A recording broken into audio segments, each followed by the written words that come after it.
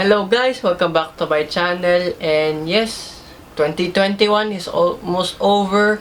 And yep, that Ranger review is the last car review of this year. And today's video is about my car, and specifically how much I spent this year. And I have here all of the receipts of what I spent and what was fixed as well this year. So let's start off. Okay, earlier this year, this is my service history. Yeah, it's written, yeah, since the start, when this car was bought in 2004. But surprisingly, around the first 10 years, if you can see, it had no issues. Pretty impressive, given this was a Corolla, one of the most reliable cars in the world. I am glad to own one. But of course, being an old car already, around what? Almost 30 years old already. Yeah, there's a lot to spend on. But I wanna know from you guys if this is expensive in this year alone. But before I get to how much I spent this year, the most expensive thing I spent so far with my own money, besides tires, I am using Ceylon Ateza Eco tires. I bought them May 2019, don't know the exact date. For the 4 set of tires, they cost 9,800 pesos. Yeah, that's 2,400 pesos per tire. But that is one of the cheapest that I was able to find, because the next one was Bridgestone Ecopias. There were 3,400 pesos per tire. But I am very happy with the Ceylon Ateza Eco tires. They have been very excellent so far, just apart from the tire noise and wind noise around it. But it's still an eco tire, I can forgive it. Now, aside from the tires, the most expensive thing I spent on is the radiator. Okay, the original radiator was Filipino made, where this car is from also. It was steel only. And the radiator that I bought is now original. It's a denser radiator with plastic on top. That cost 6,700 pesos. Oof, oof. But knowing how long the previous one lasted, so I'm expecting this one to last for a very, very long time. So I have peace of mind with that. And then 2020, just checking my service history again. Nothing much. I only changed battery and then a power steering hose. That's pretty much it. And it wasn't that being used that much last year, of course, since the start of the pandemic. Yeah, last year I didn't use it that much, my car. But this year I've been using it a lot, of course, since I've been doing a lot of car reviews. So let's start with the first one. Okay, number 1.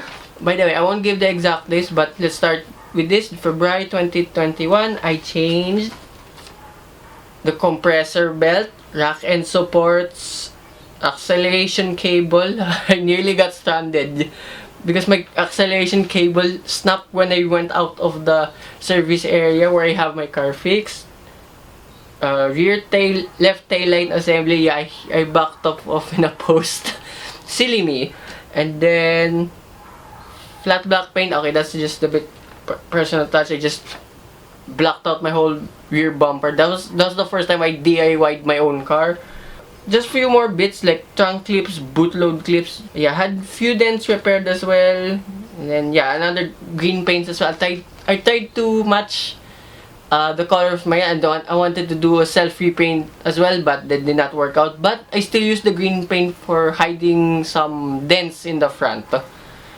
And then okay, that was it of February 2021. I spent 4,620 pesos. Huh? What a way to start the year. And then next is March. This is the only thing I did in March. I had the wiper washer nozzle still broken, the hose as well, and then side mirror the left side, just the mirror, because it was bending so much already. I think just the clip. Yeah, the clip fell down already and it broke, so I had that repaired. For all of those, cost 600 pesos. Oh, I should dive down how much each part is. I'll go back to that. Oh yeah, compressor belt was 500 pesos. The rack and supports were 700 pesos. Acceleration cables, 150 pesos. The labor for those was 1,500 pesos. Taillight assembly was 1,650 pesos. The taillights are pretty expensive. That's per piece, by the way. And then the flat black, yeah, that's 120 pesos. Along with the green paints, I bought 2 more of those. And then the washer nozzle was 120 pesos. The hose itself was 100 pesos. And then the mirror, I think it was the clip, was 400 pesos. Yeah, let's dig into every part. And then 2 months later, around May, this is actually after one of the cherry reviews. The day after one of the cherry reviews. Forgot what it was. The Tigo 8. Went for change oil. A legit change oil, by the way, okay? Okay. Legit. Okay, the labor was 250 pesos. That's alright. The filter was 400 pesos. The lubricants, I bought the Shell Helix HX5 15W40 4 liters. Yeah, I use only conventional mineral oil because that's what my dad always told me to get. And I want to try semi-synthetic oil since they last 10,000 kilometers. This one, mineral oils can only last like 4,000 to 5,000 kilometers. But I will stick with this since my dad kept using this. That one cost 1,154 pesos. But I had the Shell Go Plus card. Without my Nini review, I would have not had this Shell card and the discount. So shout out to Mini Otab for providing not just me and people when they were test driving around in Landers. I had an additional half a liter gear oil. That's 126 pesos. No, not bad. They said they had a transmission leak for repair, but I don't think so. Had it cleaned a few weeks ago with the underwash. Just found out. I kept checking the gear oil before every time I visited where my car fixed. That's why there was a lot of residue of the gear oil. So this whole change oil was supposed to be 1,930 pesos, but I ended up paying 1,815 pesos because of my Shell Go Plus card. Not sponsored, by the way. So 3 months later of trouble-free motoring. This one was a simple one. Freon and O-ring. The Freon cost 400 pesos. I think, because that's how much I paid in my other one. I had this repaired somewhere else just near my house for the aircon. Thank God there was one near my house anyway. The Freon, yeah, I know was 400 pesos, and then an O-ring was, 700 pesos. Yeah, because I ended up paying 1,100 pesos for that. And then, a month later, 2 visits on September, at tail end of September. I had a pull-down alternator and it had it rectified again. So the pull-down cost 850 pesos. And then the alternator rectifier was 1,650 pesos. So I paid 2,500 pesos for it. And then 2 days later, yes, 2 days later, because when I went home on that day, right when I parked in my garage, the idler pulley fell down. I thought I had an engine failure. Thank God it wasn't. And thank God I was still able to drive. I had to drive with almost no aircon at all. And I thought the belt was gonna snap. But thank God the belts are still okay. There was not much damage on it. So thank God.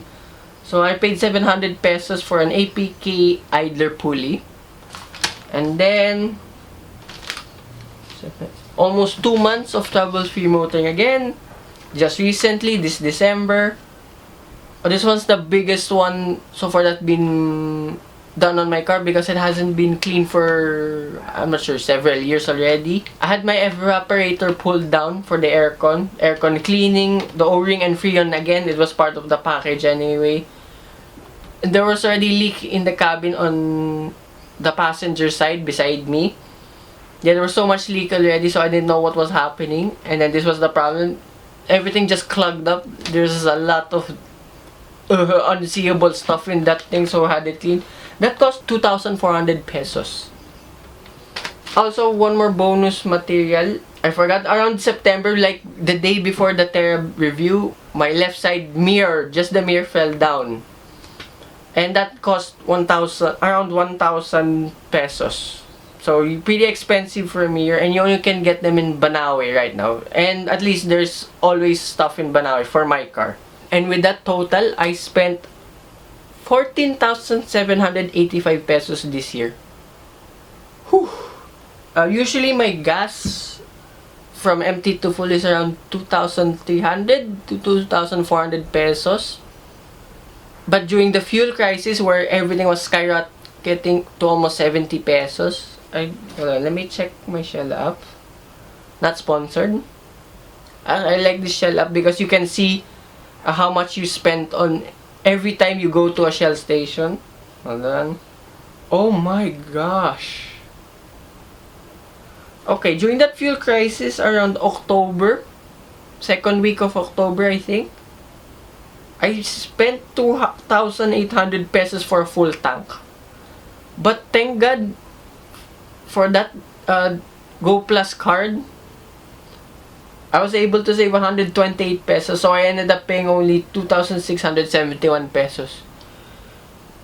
Yeah, those times were crazy when they were all up. At least now they kind of toned down a bit with the price. So anyway, so 14,785 pesos. So what do you guys think? Is that expensive or is it okay? I mean, I can say affordable because that's still like more than 10,000 pesos. But for this car, what I've replaced and have fixed is that somewhat affordable for this car. I know it's a Toyota, but there's some, I know there were some newer Corollas who have problems, but their parts are very expensive. Like previous gen and previous two generations of Corolla, their alternators were very, very expensive. As I recall only. Yes, I'm a Corolla lover and I know what it's like to own Corollas because of my dad. So for my Corolla, do you think it's expensive or it's somewhat alright? So yeah, that's how much I spent this year with my Corolla, and I'm broke this year. So that's it. Hope you guys like and subscribe. Bye bye.